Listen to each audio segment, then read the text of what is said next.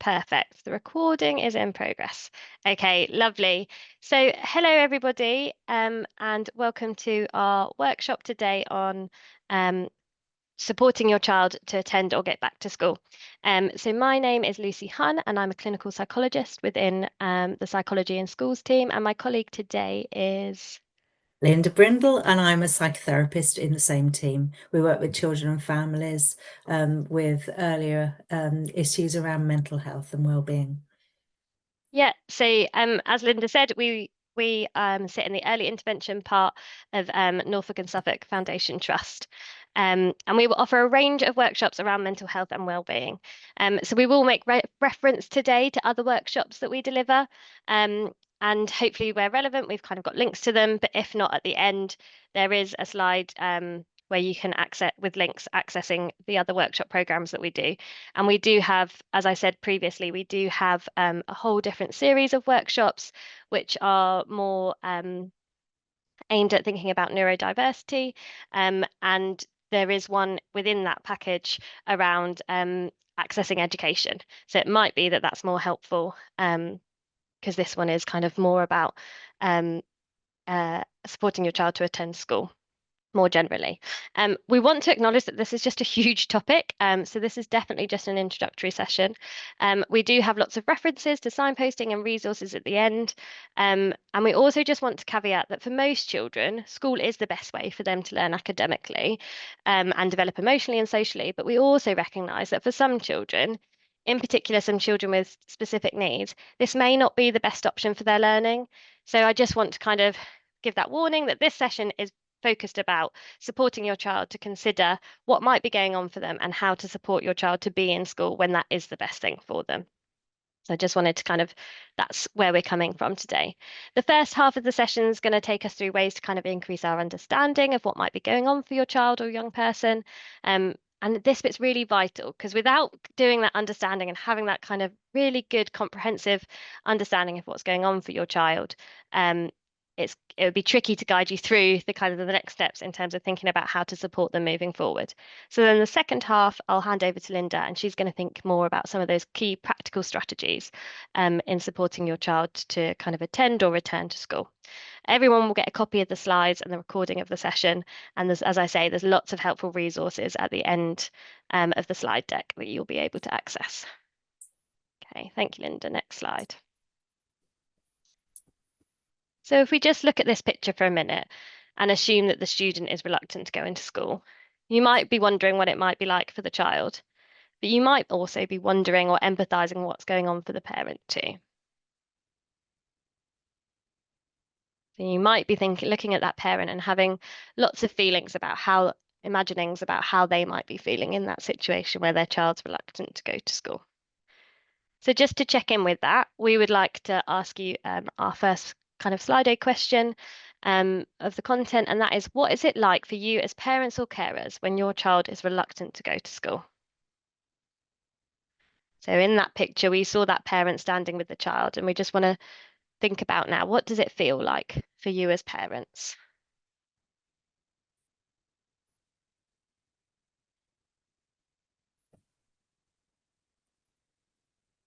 Lovely. Thank you for those responses. I can see them coming through.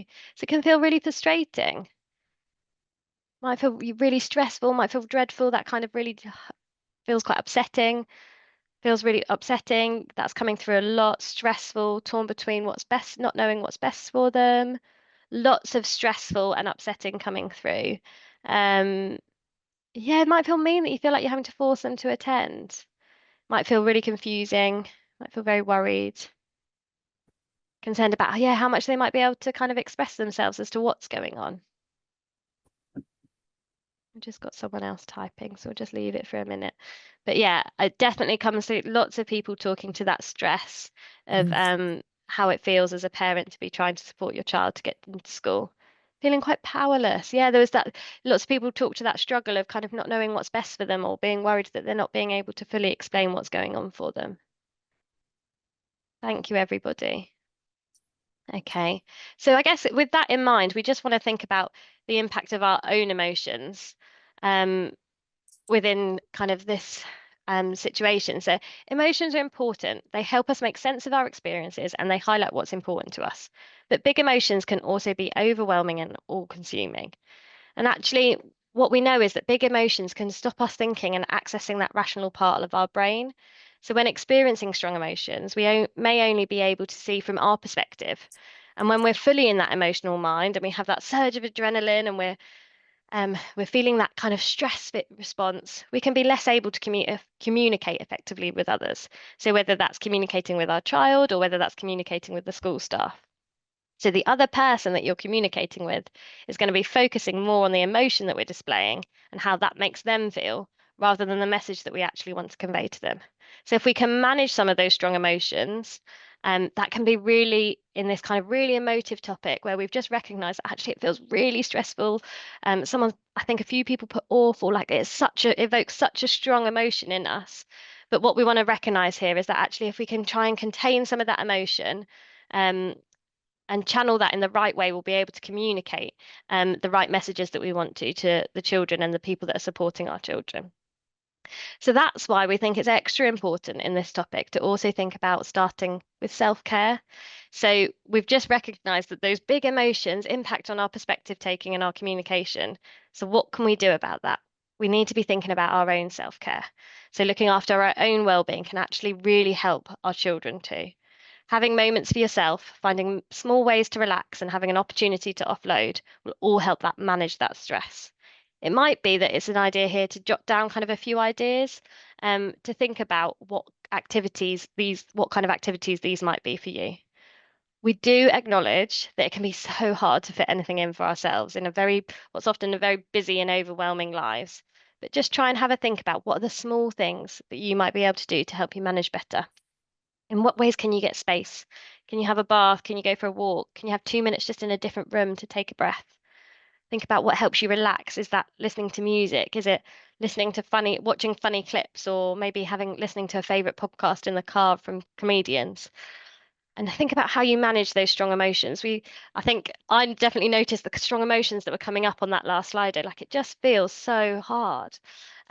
So what are we doing to manage those strong emotions? Lots of people find that exercise can be helpful, kind of brief but energetic.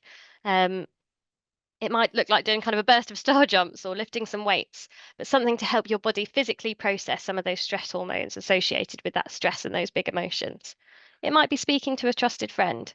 It's really important when thinking about the friends and the people that we use as our support network that we recognize which friends kind of feed those strong emotions, and which friends kind of help you kind of access that more clear thinking, where you can take different perspectives. It might be you have a friend that you know when you don't have much time, you can kind of reel off a simple text to, and you know that they're going to respond in a way that feels really containing.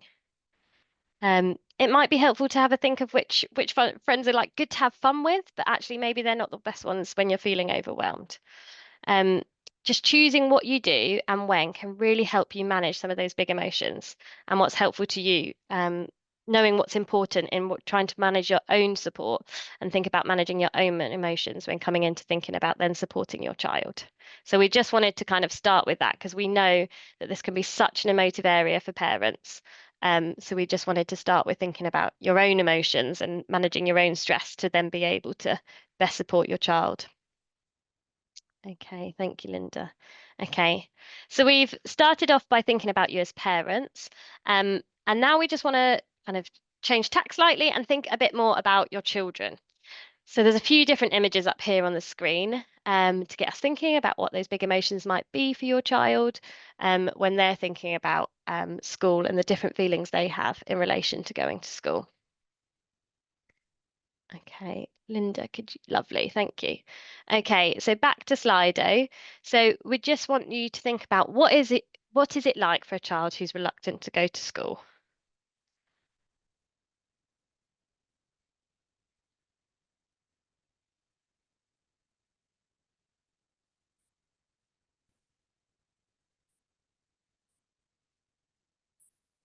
I see lots of people are busy typing. Thank you, everybody.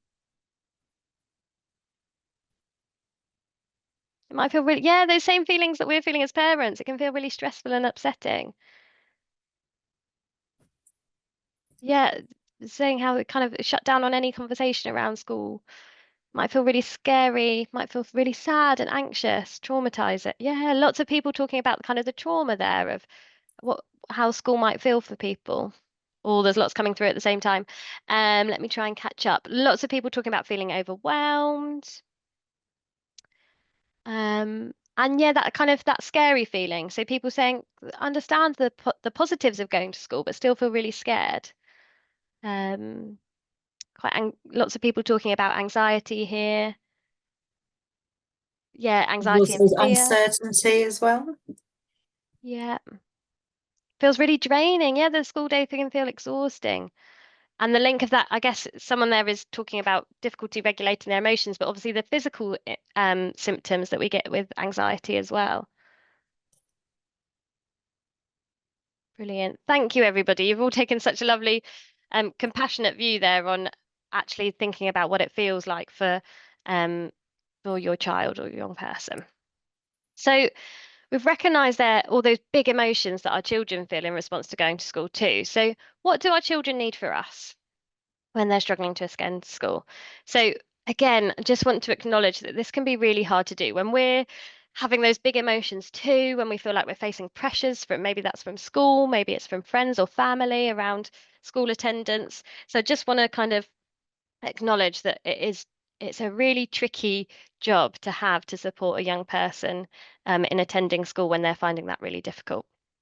So the first step that um, we think about is trying to understand what they're experiencing. So if we can connect and kind of feel that compassion and that empathy for them, help them to feel, help them to feel, help us to, if we can try and feel what they feel and acknowledge that they're finding attending school really hard for whatever reason, they're going to feel heard. So just listening and hearing how hard it is for them, sitting with them and listening to them talk about their feelings instead of rushing into problem solving is really key. That idea of kind of connecting with them, showing that compassion, showing that empathy, and validating them is the first place to start. Often it's really hard as parents. We don't want them to sit with those difficult feelings, or we know that they've got to go to school, so it can feel really difficult to take the time to just sit and listen and validate how they're feeling. So that idea of validation is sitting with that difficult feeling and acknowledging it. Not trying to push that difficult feeling away, but just sitting with it and acknowledging it. But doing this really starts for them to feel emotionally contained. And it really helps them to kind of get a sense of not feeling so at sea with their strong emotions, but feeling listened to and that you're there alongside them with those big emotions. Once they feel heard, then we can support them in thinking about how to address some of the issues, perhaps. If we can hold on to that clearer thinking mind where we can see from different perspectives, and it might be that your child is so in that emotion mind, it feels so tricky for them to get to school that they're not able to access those different perspectives. Then, if we can do that for them, we're in the best position to try and help both contain our child's emotion and also be an advocate for them to try and negotiate a way through this really tricky situation for them. If you are kind of fully in that emotional mind, then actually you might not be able to access some of that clear thinking. So, looking out for those occasions where you can kind of validate your child's emotions um, when you're able to kind of be in that thinking state too, before having and trying to make sure that you're in a place where you're going to be able to contain that emotion and think clearly and be able to do that perspective taking before you go into having conversation with your child about school, might be really helpful. But again, we just want to acknowledge that this can be difficult. But thinking about your own emotions and their emotions and how they interact and finding different perspectives is going to be what can help you kind of really advocate for your child. Okay, so how can we help? So we're now going to spend some time thinking about the different push and pull factors which might be leading to reluctance or non-attendance at school. So this is going to focus on those who are not attending due to that anxiety that you guys spoke about earlier. A lot of you spoke about fear, anxiety, feeling worried, and that I think Linda picked up on, I must have missed some, but Linda picked up on that uncertainty as well, which we also can kind of think about within an anxiety understanding. So that's what we're going to be thinking about now. So thinking about those push and pull factors and understanding these is key as it enables us to start from a point of compassion, which is most effective when we want to bring about change. So we're going to be thinking about what keeps the problem going, and how we might be able to kind of think about breaking that cycle of school avoidance. We'll touch on teaching your children and young people some coping strategies that can support return to school plan, and signposting to some other workshops where this might be appropriate.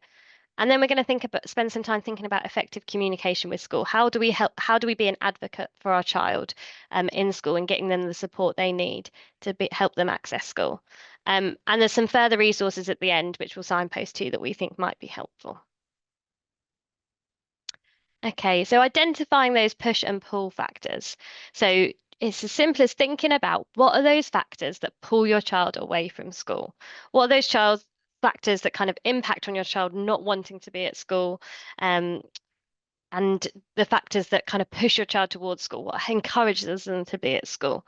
And so we've got a kind of a picture of a tug of war there. So thinking about the push team and the pull team, and helping them to kind of win by getting back to school and outbalancing the other team, kind of making sure that those push factors, those factors that push your child towards school, are kind of outbalancing the pull factors. And that's what we're going to be discussing throughout today. So just thinking about kind of causes for push and pull factors. So there's lots of different things that can trigger school avoidance. Most of them are anxiety related, but not all. So we're just going to think about some key factors for your child. There might be that you're kind of aware of lots of different factors, and it might be that just kind of going through these. Oh, yeah, we're back on the right side. Going through these, you might kind of want to make a note of possible factors that might be going on, kind of things to talk about with your child later, or at a time where you're kind of able, like we said, able to kind of contain those big emotions so that you can have a most helpful conversation. We're going to look at school factors, child factors, family factors, and then we also just wanted to think briefly about other factors. So for some young people, it may not be the pull of kind of for some people, it may be the pull of being out with others. So rather than those anxiety factors, actually, it might be that they'd rather be elsewhere than school. They'd rather be with friends that aren't at school doing other things. Or perhaps they'd rather be at home gaming to get high scores because that's what's really important to them. They're really focused on that is their life and they want to be doing that. And that's where they want to spend their time. Or maybe it's about kind of their connections with people outside of school are much stronger than their connections in school.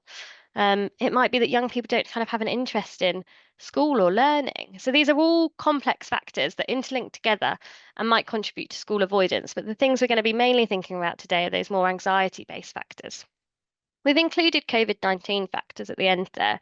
I guess there's we want to just recognise the bit of the legacy of the effects of the pandemic, and that even though that might now feel like it was kind of in the past, that actually it is still having effects on our children today, some of our young people today.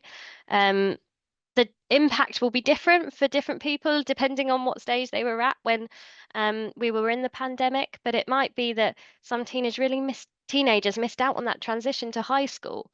Maybe it was lockdown and they didn't get that transition. They went from being in a small primary school to all of a sudden being in a busy high school and they never really got settled back in. Or perhaps our primary school children, where they missed all of that early socialization during lockdown, and now they're finding it difficult to kind of be in a school setting. So there's a variety of factors to consider, and it's just worth highlighting that whilst COVID was a few years ago now, there has been kind of ongoing effects from lockdown, and it might be that that is impacting on your child's attendance at the moment. Okay, so looking at those school factors first that might be associated with school avoidance, just have a little look at the factors on the screen now. There's quite an array there of school factors which might be impacting. And just, I guess, as you kind of scan over the list, think, oh, are any of these potentially difficult for my child? So non-attendance might be to avoid situations that feel really stressful. So perhaps expectations and lessons around kind of work and homework might feel stressful for your child. Maybe there's a particular subject or a particular teacher they're finding difficult. It might be that exams are coming up and this feels really overwhelming. They're kind of avoiding that exam pressure. They might find it really hard to kind of be getting on with work when other children in their class are messing around. Or perhaps there's social pressures that feel really difficult. Perhaps there's relationship issues, or perhaps there's bullying, or perhaps just generally that kind of social anxiety that they experience is um, being triggered by being in the school setting. So I think we know that the school environments can be really challenging, and this can be for all different kind of reasons. So it might be sensory sensitivities, but it also there might be other factors going on there. So sensory sensitivities might be around kind of how noisy the classrooms are, how busy they are, um, from like a sensory sensitivity like I said. But it also might be that actually just there's other reasons for this environment feeling more challenging. The kind of being in a room full of people might just not be something that feels comfortable for somebody. The going through from one class to another through a busy corridor might feel really overwhelming. The fact that there's kind of no quiet or calmer areas within the school might feel really difficult. Kind of that invasion of personal space. There's not yeah, kind of you think of walking down the corridor and how people can just bump into you. That might feel really tricky for somebody. So I guess it's just highlighting that it's really easy to be unaware of some of these difficulties. We might not be aware that our young person or child's being bullied, or that they're having difficulties with their peers. We might not consider that there's a difficulty with transport or the journey getting there, because they often do this independently and we're not there for that part of their school day. So it's just important to be really curious with our children. What factors is it that are playing a role in their avoidance of school? Um, so yeah, as I said before, it might be helpful to just think, oh, is there anything on this list here that might be worth making a note of, jotting down, that you could explore with your young person, which might be contributing to their current avoidance. And we've got two more slides where again we're look at the personal factors and the family factors, and it might be that you want to jot some down from there too. Okay, so our child factors. So again, there's a whole range here of child factors that might be impacting on attendance. Maybe your child's struggling to know how to fit in with their peers. Maybe finding their way around the school feels really difficult. Maybe they don't really know what to do in break times. They kind of get to break time and they feel like they've got no one to play with at lunchtime, got no one to spend time with, and that feels really lonely. And that just, they want to avoid that because that doesn't feel nice. Non-attendance often is around avoiding those uncomfortable feelings. So maybe there's something about being at school that triggers those anxious feelings, something that triggers that low mood, um, or that low self-confidence, that kind of fear of failure. Maybe there's learning needs that aren't being addressed, or memories that are being triggered. There's lots of different child factors that could be going on there. When you think of your child's temperament, do they prefer a quieter, calmer environment? And actually, school just feels so different to home because of that. And school might feel really overwhelming. For some children, I guess I think of a child coming from a one parent, one child home where it's just the two of you. Maybe being in a busy school environment just feels too busy, too loud, and too overwhelming.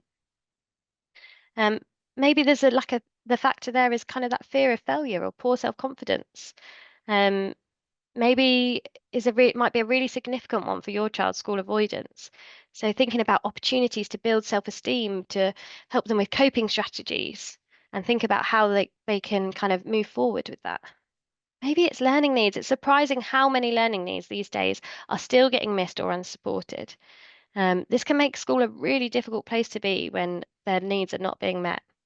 So consider whether this is an area of need for your child, and if that is the case, thinking about that alongside the school with the Senko, and looking at different routes for support with that. Perhaps it's physical illness.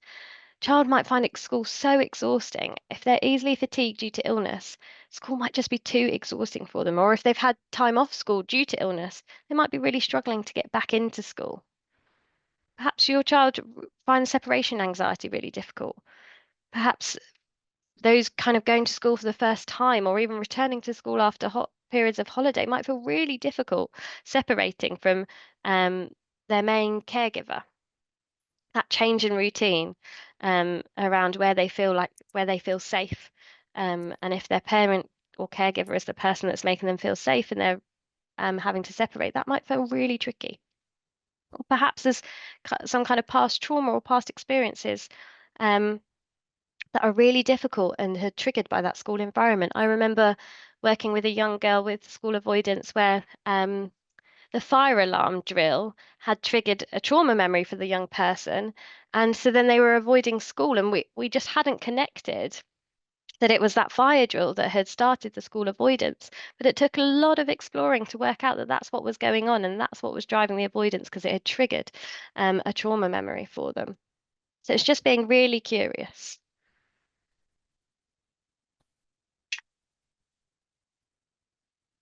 Okay, so thinking about family factors. Um, mm, um, so family factors associated with, oh, sorry, my screen's doing all different things jumping around. So family factors that might be associated with school avoidance. So again, look at this list, and there's kind of a different range of possible factors that might be um, being impacted. So speaking a bit more to that kind of separation anxiety, perhaps it feels nicer to be at home with parents and carers where they feel safe and looked after, where they feel supported and special, where their needs are met immediately because they've got that kind of parent or carer attention, rather than being in a school where there's multiple children. Or maybe actually they want to spend time with others at home because there's been changes in family dynamics. Maybe there's been losses or physical ill health or mental ill health. A child may well choose to prioritize being with the parent. Maybe they're feeling like they need to check on the parent, um, or caregiver. Maybe they feel like they need to be there to keep the parent or caregiver safe, or keep an eye on their health, or feel more connected to them. We might not even realize it, but sometimes we can unintentionally feed into our child wanting to be at home. If there's really tricky things going on at home, actually, it can feel really nice to have your child there for distraction, for company, or for anything else positive. And this can actually kind of feed into the child wanting to be with us. But this can be really difficult to kind of identify, as your child is unlikely to kind of verbalize that that's what's going on, or even recognize it for themselves. Um, I guess also thinking about parenting style, it's kind of really appropriate for a parent to protect their child. But too much protection might stop the child from learning how to navigate the world. And if there's a protective parenting style, um, we also want to foster that independence and support the child to feel kind of confident in the school environment. But sometimes we can be so protective that actually it fosters a little bit of dependence, and it can lead us to kind of that school environment feeling more overwhelming for the child, and potentially even leaving them feeling unsafe when we're not there with them. So it's also important to think about kind of family stories and narratives. So our children learn from us. The messages we give them, um, they listen to and they hear, and they often adopt for themselves. So if we've had difficult experiences in school, it can be really natural for our children to pick up on this, even if we don't explicitly talk about it. If school didn't meet our needs in our experience, and it didn't feel like a safe place, our children might not expect it to either. So the way we kind of talk about things, or bring them up, or big them up, or put them down, um, have a real impact on our children. So there's absolutely no blame in identifying these family factors, but it's just really helpful for us to be curious with these different types of factors to understand why our children might be avoiding school, and thinking about the feeling there that's underlying that avoidance.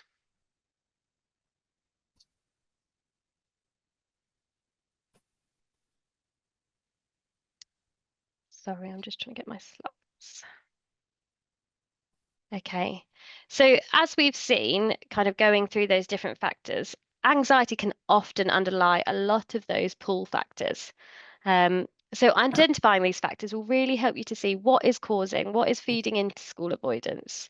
It's okay if you're not sure of what these factors are, or if your child's not sure, but being aware of them, being curious of what they could be, of what might be going on under the surface, and just kind of having those conversations with your child might be really helpful. You'll have seen that anxiety is kind of central for those pulling factors. And if we kind of avoid going back to school, what we see is that we might almost kind of straight away feel a little bit better when the anxiety is relieved in the kind of short term. So it's a real good short-term solution, avoiding school. But what we know is that in long term, that avoidance becomes the problem. So that avoidance teaches us that, oh, we get relief when we don't go to school, but we don't learn to manage that feeling of going to school, and learning that actually school is a safe place to be. So we just want to we're just going to have a pause and think about that role of anxiety. So I think we have another Slido question here. So just for you guys to think about.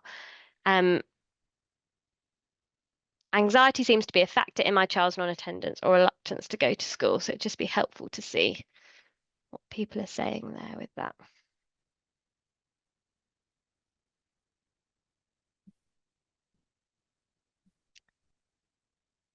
Thank you, everybody, for kind of responding. Yeah, so in the majority of cases, it feels quite clear that anxiety is kind of a factor in the non-attendance or reluctance. Got some people saying they're not sure, and that's completely okay. It's okay to, I guess, hopefully what we've done is given you some kind of food for thought in terms of things to be curious about, that could be going on for your child and could be driving some of that anxiety. Thank you. Okay. So just to think about anxiety then, because we've connected that to lots of those different pull factors, we just want to normalize anxiety. So anxiety is a normal, healthy emotion that's really common when we all experience it. Um, so on the slide there, it says on average, 1 in 5 young people will struggle with anxiety. So that's kind of anxiety that gets in the way of doing the things that we want to be doing. But actually, anxiety is a normal emotion that we all feel all the time. And there's certain time points where we're more likely to kind of experience higher anxiety. But anxiety is just your brain detecting threat and trying to help you. So it might come up more around kind of times of change and transition. So maybe that exam periods or kind of moving classes. And it can feel really unpleasant. But what we need to remember is that actually it's just that protective mechanism that's there to detect threat and help you. So anxiety serves a purpose. It's doing its job when we're feeling unsafe. Sometimes our brain is detecting threats that are inflated or perceived, threats rather than actual threats. So that's what sometimes that's what's happening here when we're thinking about school avoidance, is that the our brain is detecting a much bigger threat or a much inflated threat or higher perceived threat, than what's the threat that school is actually posing. So, but what we need to know that what they're feeling anxious about is being addressed if it's a real threat. So whilst anxiety can make us feel inflated threat. Actually, if there is a real threat in school around kind of bullying, around peer relationships, not being safe, then we do need to be addressing them so that we can then support the child with their anxiety. Um, so just being compassionate and showing compassion and connection for that anxiety is so important because we all feel anxious at different times, and school can definitely be a factor, definitely be a place that creates anxiety for our young people and children. So just going to do this really briefly because Linda's going to go into more detail.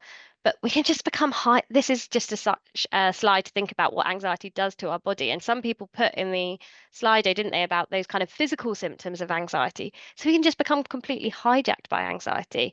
Our bodies might go into fight, flight, or freeze mode. When our brain perceives something to be threatening, it can activate that response, and our body experiences a real neurochemical surge of adrenaline. So we may experience lots of different things in this diagram when we're feeling anxious. But essentially, the function of that fight, flight, or freeze response is to make our bodies stronger and faster, which is great if we're facing a saber-toothed tiger and we need to run for our life, but not so helpful if we're going into an exam hall. So it's just helpful for us and our children to be aware of what these anxiety symptoms look like so that we don't misidentify them as an illness. Because it might be that it's these anxiety symptoms that are really driving our anxiety. We do actually have a workshop on anxiety coming up. I think it might actually be tomorrow. And so this might be really helpful if you want to think about anxiety in more detail. And the link to that is on this slide. So we've explored a range of kind of factors, some that may pull a child away from school, and we've thought very briefly about the role of anxiety in these factors. So now I'm going to hand over to Linda, who's going to think more about kind of strategies and how we support our children with that anxiety and school avoidance and how to reduce these pull factors and increase the push factors. Thanks very much, Lucy.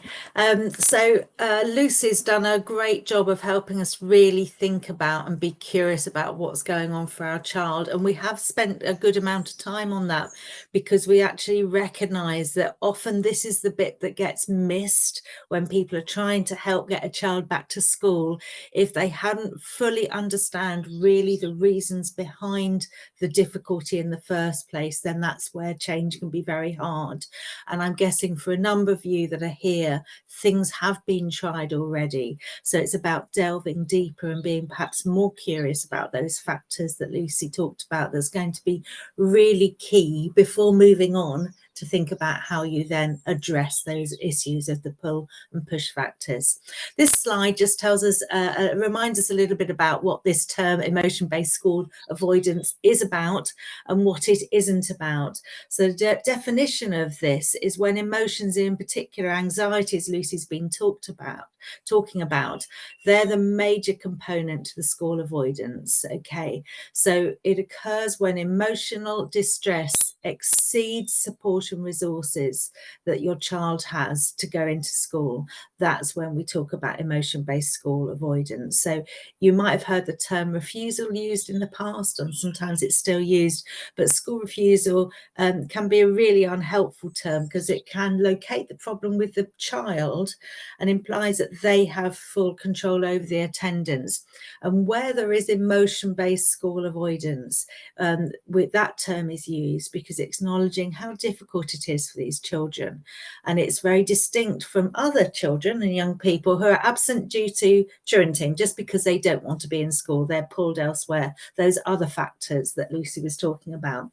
And so I guess we just want to highlight that using the helpful language is actually really important, because using that language helps us to also come alongside our children and therefore help them to be more ready and open to consider change if they feel there's a sense of us understanding what's going on for them. So this slide can look really overwhelming, but I'm going to take you through it because I think it's actually a really helpful slide in showing how anxiety and school avoidance can interact and can be self-perpetuating. So we're going to start off by looking at this outer ring, and that shows how anxiety may lead to school avoidance, and it is showing the cycle that your young person, your child, may be stuck in. So there are different triggers that bring on anxiety, and as we talked about, some of you might be aware of what they are for your child, and others may not be aware, which is okay. But there may be this sense of anxiety, which is almost a starting point. And when there is anxiety, that brings on all sorts of uncomfortable feelings, as you will all be aware yourselves when you experience anxiety. And often along with those uncomfortable feelings come negative thoughts. And for this scenario, we're thinking about children maybe feeling anxious about school, then leads to them noticing quite negative thoughts about school, and perhaps also thoughts about their inability to be able to cope and manage school when they're feeling anxious. And this naturally, if you go around that circle, the wider outer circle on the slide with your eyes, this naturally will lead to avoidance. It says avoid the situation that's invoking the anxiety. So we will all avoid things that can feel tricky for us at times, and this will be an understandable reaction for your child to also do, because with that avoidance comes a real sort of sense of relief, doesn't it, that actually we don't have to do that difficult thing. Phew, we sigh, actually everything feels a bit better and easier. And why that is a challenge, because whilst that relief feels great in the moment, we know that that's a short-term greatness, but we also can see that fuller picture, that perspective, that if that avoidance doesn't just happen once or twice, but persists, then that can lead to a longer-term anxiety and further avoidance. And the more we avoid the thing that's hard, the more the anxiety about it grows bigger and bigger. And this is how this cycle of avoidance around school due to anxiety can go. Let's now just hone in and look at this inner circle. And this is really helpful just to understand a little bit more about the secondary effects that can happen with school avoidance. So whatever the initial trigger is for anxiety for your child, whether it be school-based or home-based, as Lucy's talked about, secondary effects of the anxiety may emerge. And such worry may lead to distraction in class, missing out on odd days to be with a parent or a young person, may then fall behind with work, or they start to have less contact with friends, and then they feel less connected to their friends. And then this may lead to them feeling increased anxiety around school because they don't quite sort of have the same things to relate to about their friends. And then this can feed the desire to actually be at home where their anxiety isn't felt about, I don't know what to say of my friends, I don't feel so connected with them. And as you can see, this starts to sort of feed into this inner circle of anxiety cycle. And so your child may choose to be somewhere that feels more comfortable for them and less stressful than school environment. And then this can feed into motivation to be in school. It's harder to be in school if we're more comfortable at home. And what's common is that home does become the comfortable environment, and especially if it looks quite different to school and there's lots of pleasurable activities to do there, that can also decrease motivation. And there could also be additional secondary benefits going on at home. Having a teenager at home with an ill parent may be beneficial for the other parent, who may be stressed by work and grateful for the support of their child. Having the teenager at home may be really good for an ill parent to have company and feel cared for. This can result in the teenager being rewarded and encouraged to miss days off school, whether directly or indirectly. And again, that can unintentionally decrease the motivation to go back to school. And so I guess these are just examples, and we can really see how some of these unintentional consequences can feed into that sort of desire for your child to be in school. And I guess this example is just showing the complex picture of interlinked factors that can pull a child away from school for emotional reasons and keep the cycle going. So really, we want you to think about what might be going on for your young person. Are there any of these additional secondary benefits going on that's impacting on things for them? We're going to think about this a little bit more in a little while, but also we're going to think about how to draw on your child's strengths and what factors can actually help push your child back towards attending school. And so we're looking at wanting to break that cycle. So really quickly, what are we likely to see when young people are not in school? I think you've talked about this with in your early Slidos. I guess what we'll see is that some young people will tend to sort of internalize their emotions and feelings. And so you might see them seeming quite withdrawn in terms of their behavior, and they might appear quite numb and disengaged. Whereas other young people and some of your children, you might find get panicky or externalize the anxiety they're experiencing as they struggle to cope with overwhelming emotions. So every child will be different. And we know that maybe younger children are less able to often express how they're feeling, or they might behave in a certain way, but they don't always understand the emotions that are connected to how they're behaving. So I guess what we're just wanting to highlight again, that valuable role of parents of trying to come alongside and support them with compassion and connection. And actually, if we can reduce some of those strong emotions, then they will be able to re-engage their thinking and be able to reason and think with you about what might be helpful. So let's just think a little bit about these pull factors, the factors that might take your child away from wanting to be in school. Be curious about it. Sometimes we talk about wondering out loud. I wonder if this is what you're finding hard at the moment. I wonder if this is one of the challenges. Often our children might find it hard to say what's going on, but if we actually suggest tentatively something, they might be much quicker to say, no, you've got that totally wrong, mum, and maybe we'll come up with an alternative. With younger children, observation's often really helpful, noticing the patterns of their behaviour when anxiety seems to start, what seems to activate and trigger off that anxiety. Speaking with school and other adults that are involved with your child might be really helpful to try and get a picture together, especially with younger children.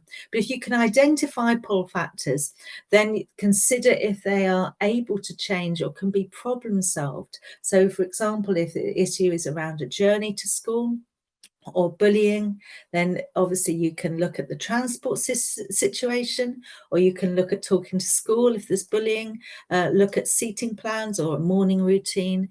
If there's particular learning needs or neurodevelopmental differences, then other things might need to be addressed as well. So I think there's lots of things to bear in mind. So we're just really going to encourage you, if you're liaising with school, to be mindful about those conversations you have with school. Because if you're feeling negative, however much you're feeling inside, if your children, as Lucy mentioned, pick up on that, then that will also impact their thoughts around school. And I guess also just be mindful of home not being such a lovely place in the daytime, that's the place that they want to be, that pull factor, rather than in school.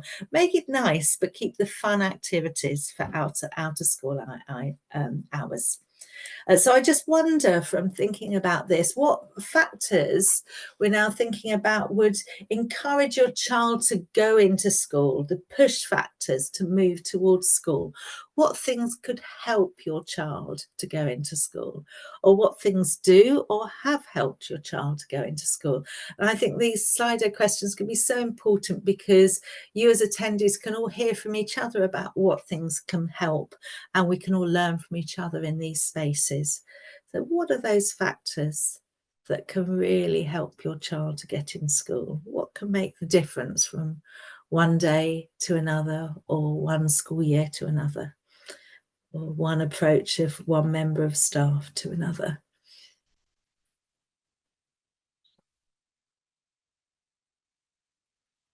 See lots of people typing. I imagine it's all going to come up at once.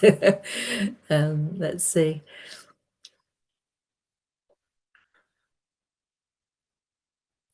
I'm thinking there are also factors about home as well as school that you might be thinking about, that will encourage your child to go into school. What helps at home? Okay, so guaranteed quiet space. Yes, so something that Lucy was saying isn't always around. Support for emotions, fun activities organised by school, and rewards. Yes, our school to review her sets, which has reduced her anxiety about not being able to do the classes. Yeah, how wise. And that's actually improved confidence and ability, as being understood more correctly. Good pastoral care and support, good friendships, yeah, support and understanding from home, good homeschool links. And you know, some of the organisations that are really there to support parents and carers often say that it's that home, that sort of relationship between home and school, that we know is really vital, and that makes a difference again and again. And where it's a difficult relationship, it's really worth parents and carers working hard to try and mend those relationships. Feeling safe and understood, yeah, and having schools that understand emotion-based school avoidance. Activity planning, yeah, knowing who will be there once those sessions are over, what my day looks like. Yes, so that sounds really helpful. So having something maybe quite visual for some young people will find that really helpful, but actually really a clear idea of what's happening, that can absolutely reduce a lot of anxiety and help enable children to engage more with things that are hard. Having a fun activity to look forward to in the evening, weekend, great idea. Having positive interactions with school staff, again, a quiet area to calm and regulate. Good support, being understanding of issues, yeah, and that can be both from home and school, can't it? That sort of showing that compassion that we've talked about. Also speak to school about how she's gone into school today, so school are aware and can help as needed. Yeah, so giving schools, and there's especially in primary schools, that can feel very easy and straightforward to do, but I think it's important to work out how to communicate these things in high schools too. Giving schools a head up heads up so they can actually understand a little bit and therefore adjust their response accordingly. I think that's a really helpful idea. Thank you. So in the interest of time, I'm going to just quickly move along. We do have an extended workshop, this one. It isn't an hour. It is down for an hour and 15, and we'll do our best to cover everything within that period. So how do we increase these push factors that will help our children to get to school? So these are just a few ideas that we've got on this slide. So hooking them in with their likes and interests, helping a school to understand what some of those things are so they can try and draw on them to help them connect a little bit more with their passions and interests in this harder school environment than your child experiences perhaps than at home. So help school to understand what's important to your child. Could be related to a favourite subject or other things that they're able to do in school that really interest them, such an after-school club. But it could be anything in school that interests them, or drawing on their interests and seeing how school can use that, if at all possible, in the school environment. Positive relationships we know is key to enable all of us to feel safe. So if there's a key person at the school, an adult that they can go to for support or who can check in with them, then that's going to make a big difference. So if you feel that your child hasn't found that person, that will be really worth working on to try and see who might be that person that seems understanding, sensitive and warm and curious. Peer relationships we know are also really important, and it's hard as parents and carers because we can't always sort of help those to happen. We can help, but we can't make them happen. So it's just a supporting opportunities for a friendship group or buddies, maybe speaking to teaching staff about who your child is spending a bit of time with in school, to see whether you can sort of support that connection either with walking to school at the same time or coming around after school. Again, creating opportunities for connection can make school so much easier. Focusing on strengths. Often with emotion-based school avoidance, young people can have negative, worried thoughts. They feel they're no good at things at school, or they can't manage their friendships and things feel hard. So there's a lot of sort of difficulty that's sort of at the forefront of the brain. So actually you focus in conversation with your child, not about those difficulties, but finding time to get much more balanced conversation about their strengths at school will help them to gently start to challenge those negative thoughts that they're having and help them to build greater confidence in themselves by tuning in and noticing their strengths and thinking about how they can utilize these strengths in school. So maybe supporting them to use those strengths in particular activities, or encouraging after school clubs that will help them to find out other strengths in different areas can all be really helpful. And lastly on this slide, opportunities for responsibility and ownership of tasks. This can be so helpful for building confidence and self-esteem. Finding small tasks and responsibilities school staff are often very good at if you ask specifically that your child has that. It needs to be something manageable that they can do without any big deal. Otherwise, if there's too much pressure, that will create extra anxiety. But actually doing something like organising the books, where in fact they don't have to be perfect anyway, or an older child maybe taking a lead on something that isn't too great a responsibility, will give a lovely sense of control. Independence, opportunities for responsibility will really support building confidence in school. And if we can build opportunities for confidence, that's a really big push factor actually to help our children get there.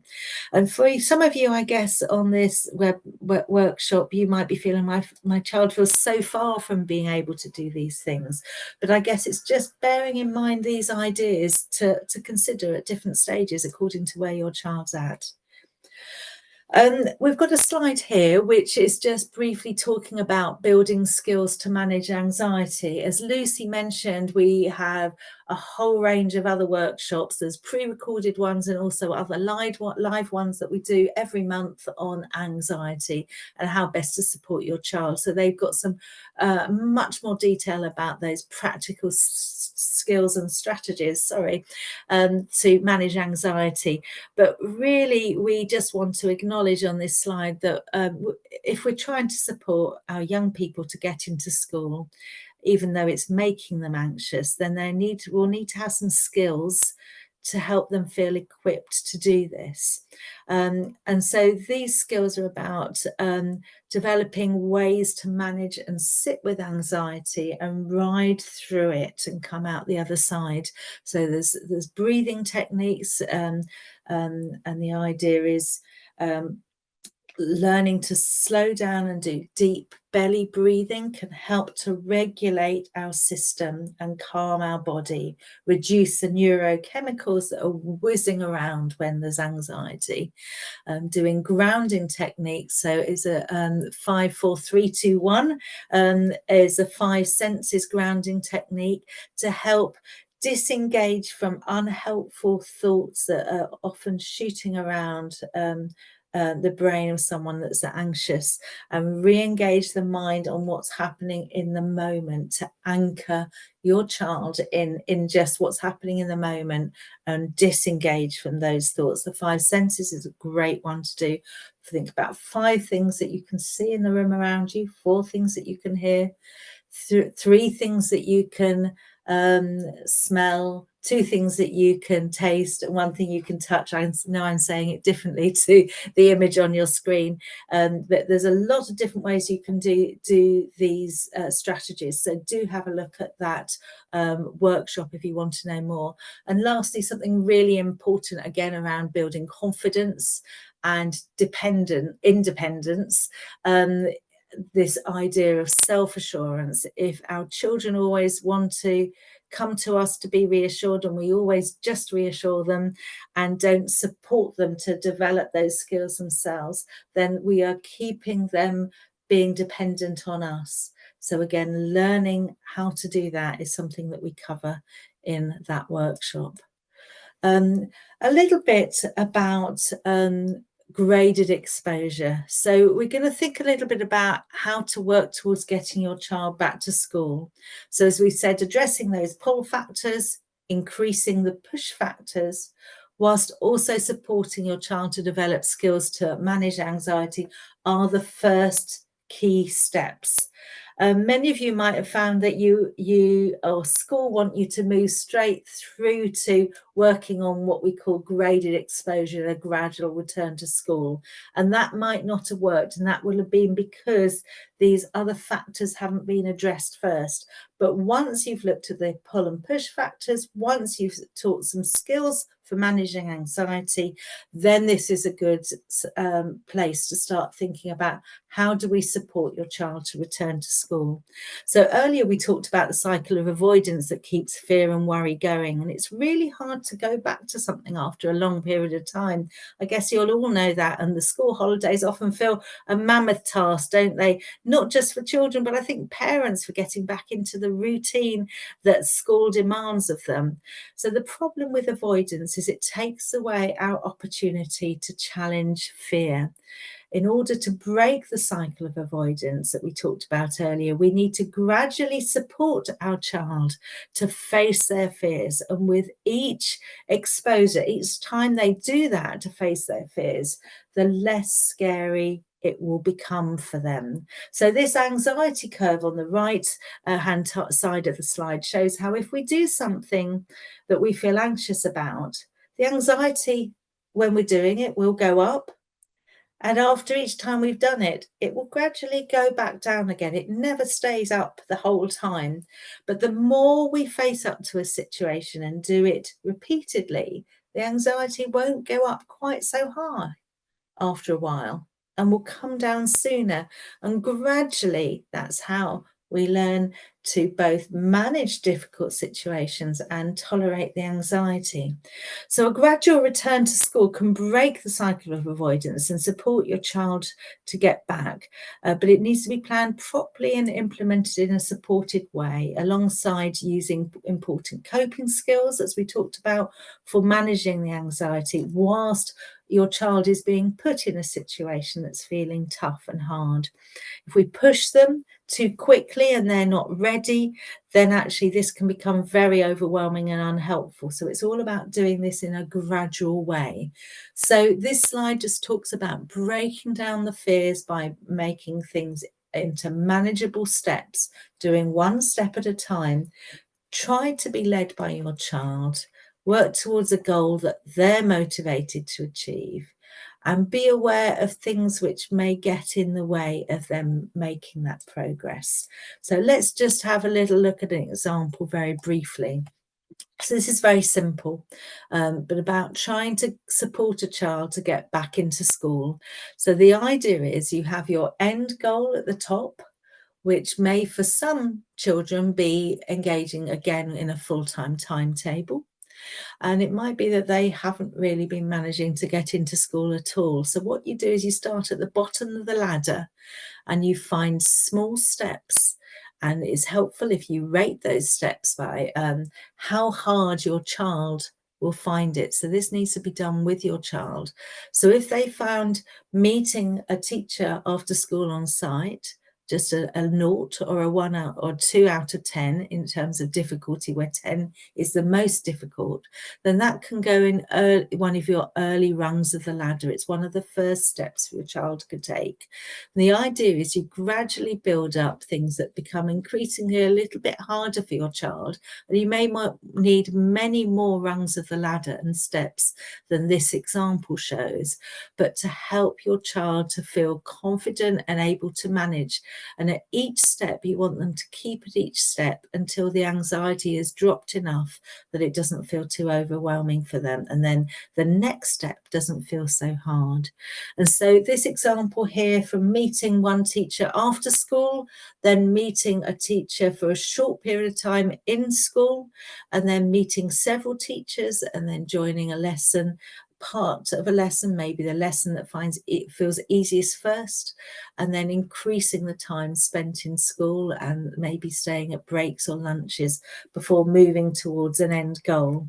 Okay, so what's really key is it needs to be carefully planned so that there is the best chance of success. So each step needs to be not too much harder than the last. And giving your child an opportunity to challenge their anxieties, they'll actually learn their true coping abilities and learn that they can manage difficult things. And so this is great learning, and it will enable your young person to be able to learn that they can manage to sit with a feeling of anxiety, and even though it goes up, it comes down again. And this is really important, so they can learn they can ride through that uncomfortable feeling and still manage. And doing things like the breathing exercises or the 5 senses exercise will help them to manage getting through and building confidence.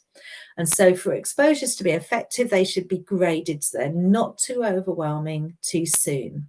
But equally, you don't want somebody to come out of a situation before they've experienced anxiety, or leave a situation before the anxiety has settled. Otherwise, they only have the memory of the highest anxiety. But the more you get a child to do the first step, the same step again and again, gradually they will be able to tolerate it more, and then they'll be ready for the next step. And one caveat, of course, is we would never be doing this in a situation where a child is actually feeling unsafe in school, and that safety hasn't been addressed, because we're tackling anxiety where we believe that the brain is overestimating the problem, and so your child is needing to learn to come and overcome it. If there is a real life reason that your child should be anxious, then your brain is doing the right thing by detecting threat. And really a whole different approach is needed to here, which is about addressing what that threat is. So coming back to the graded exposure, a few just really key pointers that I want to share. Collaboration is essential. You need to collaborate with your young person for it to work. Give them control and ownership of how you get the steps up the ladder. You don't know what steps will be harder and easier for them. We can never quite predict, even though we might think as adults that we know. Very often I'm surprised as a therapist with what the young person rates in a different way to what I would imagine. So getting them to take charge is the really important thing. They need to know that they can share what's going on for them and rate what's harder and what's easier. Secondly, really collaborate with others. So collaborate with other family members, collaborate with school staff. That might include the education welfare officer if they're getting involved due to attendance issues, so that you can all give a consistent approach in how you are supporting this graded exposure. Be realistic. I've talked about that. Steps need to be achievable, not too challenging. That your young person needs to feel that they will succeed at each step, because only then will they feel ready to do the next one. Control is key. So enabling your child to be in control and seeing when they're ready to move up is really important. It's of course natural to not want to push ourselves, and we'll talk a little bit about motivation in the next slide. But it's really important to think about doing things at your young person's pace.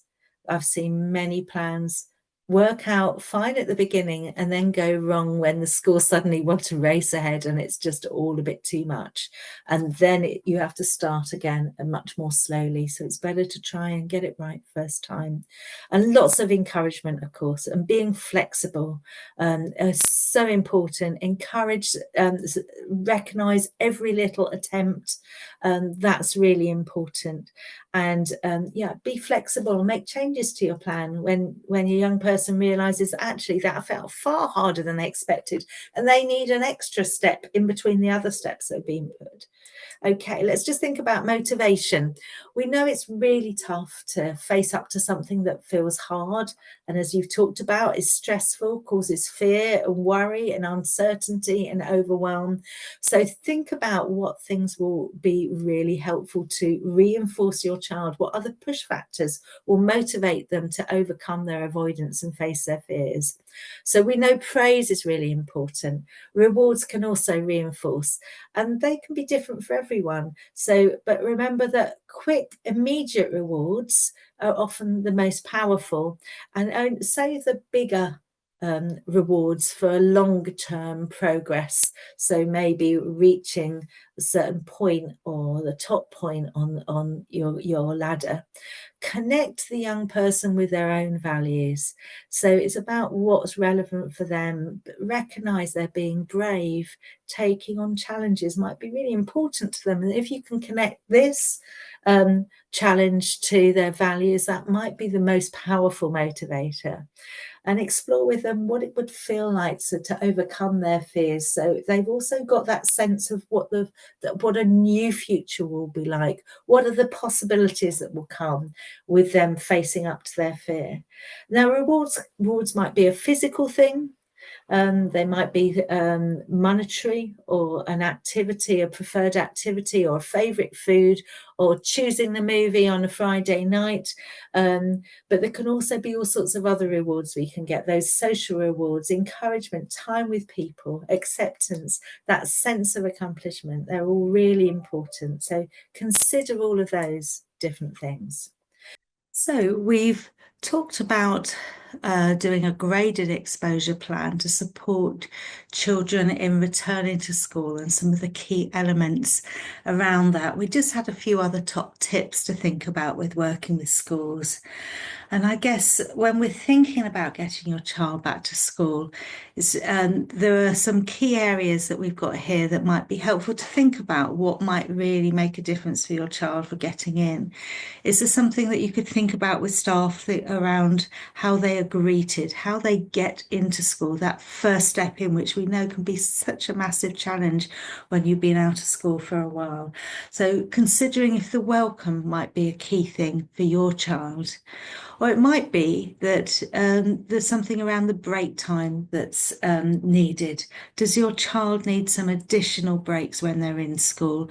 Do they need a chance to reset before carrying on with school and the rest of the day? And that again is something do have a think about. So there's welcoming, there's breaks. There's also considering about how difficult points in the day may be managed. And it might be thinking with the school about policies such as bullying or how they encourage positive friendships.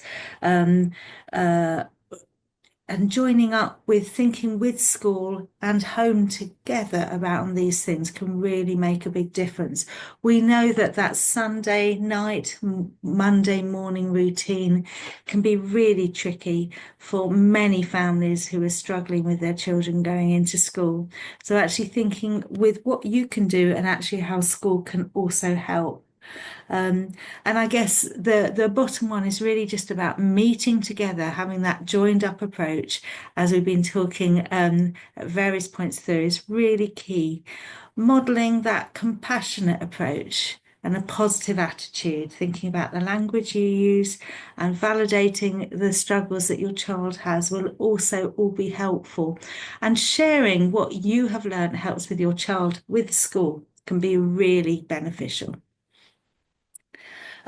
So also considering who might be the best person to support your child in school. And is it somebody actually in school? And there are, especially with high schools, such a range of staff. Sometimes it's helpful to speak to the form tutor and say, well, I think that they need somebody else who might be best, who's got the time to be with your child to do the support that's needed. So it's often not the teacher that's in that position, but it might be a TA or the Senko or a head of year or a pastoral support person. So finding out who in school may be the best support is going to be key. So we do know that for many of you, communicating with school might have become rather tricky and a bit stuck. And you feel this immense pressure from school, perhaps about your child attending, and really may feel that school in some cases just don't seem to understand that it's not as simple as just getting the child into school, as you know. But we do know that even when it's tricky, what really makes a difference and brings a change, and we've heard this from a lot of people, and parent support groups as well have said the same thing, rebuilding and reconnecting with that school is really important. So that working together, however hard it might seem, is really worthwhile for bringing about change. Remember that meetings in school may include an attendance officer, a head of year, or support staff that your child might have a good relationship with. So who is the best person to be invited to any meetings you have? And if you're struggling around connecting with school, think about maybe alternative routes that you can get support with. Is it the school nurse who's actually a little bit outside of school, but actually comes into school? And we've also got this link that we've got on the screen for Suffolk Sendias, and they might be helpful if you're Suffolk based and you're struggling with that connecting with school and getting the support that you feel you need. And I guess we're really aware that there can be a barrier to communication, and sometimes things can feel really tricky. So I guess thinking about when's the right time and the right place to have communication with school staff is really key. You might find it easiest to catch them just at the end of the day when you're collecting your child, but in fact the teacher might find that that doesn't fit with the other plans of other meetings or prep that they need to do. So actually trying to see if a more planned meeting space with advance notice could work better. So thinking about both what works for you, but for the other party is really important with communication. So people have both the headspace and have had time to think beforehand to enable the meeting to be productive rather than just feeling a bit tricky because one person's head is elsewhere.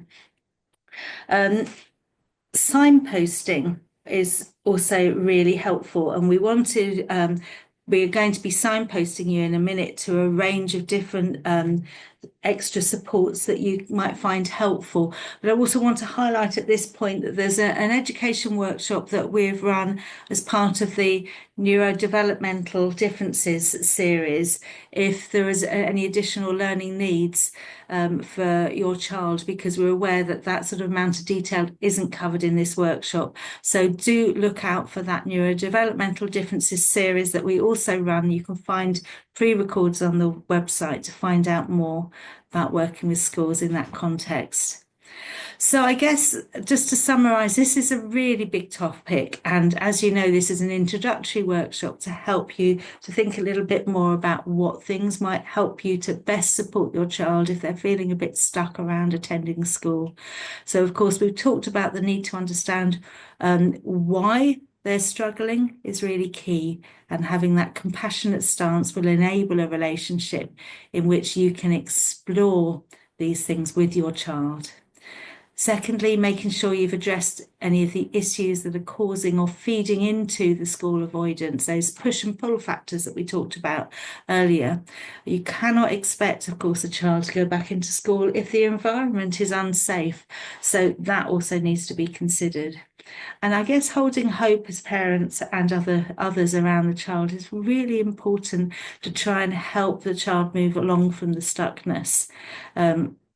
So if a young person's also working across two different home environments, they're living in different places, if there's parental separation, for example, then it will be even more important to ensure that there's a consistent approach wherever possible around any plans you do around that school return. We know that isn't always easy when there's different ideas in different households, and sometimes communication can be really tough between them, but these things we again know can make a really big difference. And so trying to get people's differences put aside as far as possible when a child's concerned to support and bring about a positive outcome can really make all the difference. Now, we've just got a few resources we want to share with you. Sendias is a great website. It has a lot of resource, a lot of useful local information to support and advise on how to support children who are struggling to attend school, and also has information where there is special educational needs. It provides some general information on advice on things, but it's great because it also is very much seen as an independent advice place, separate from schools, which I think is really encouraging for parents. And there's also information on Emotion Based School Avoidance on the Suffolk County Council website, has quite a lot of additional information as well. For further information on this whole topic area, and where we got drew some of our information from in developing these slides, we've got this West Sussex County Council resource, and this is a more detailed resource. It might be something helpful to share with your school if you feel they don't know so much about this area, or the teacher or the staff member that you're working with. We've also got another resource which is looks at more practical things that can be done with children, young people and parents around the going back to school, and some things that might help them to manage the anxiety that's stopping them from going. And just a reminder that school is a big resource. So there are lots of different staff in school that may be able to help, and also you can access school nursing team through schools as well.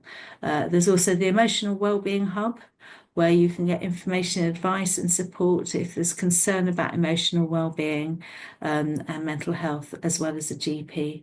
And I guess if problems persist and get worse, that's the time to seek support from others and think about what's going to be most suitable depending on the area in which you live.